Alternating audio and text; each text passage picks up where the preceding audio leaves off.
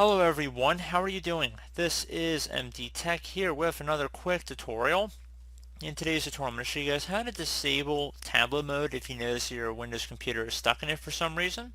So we're going to go ahead and jump into it without too much of a hassle here. And we're going to start by opening up the Start menu. Just click on the Start button one time. Type in Settings, or you can click on the gear icon on the left side, whichever you prefer. And we're going to go ahead and open up Settings here. Shouldn't take too long. Give it a moment to load, and you want to go select the system tile and then select tablet mode on the left side. So where it says when I sign in, you want to click the drop down here. You want to set it to use desktop mode if you want to disable the tablet mode feature, and then it says when the device automatically switches tablet mode on or off, you want to just make sure to set it to always ask me before switching. Or alternatively, you can set it to don't ask me and don't switch if you want to permanently keep it in desktop mode.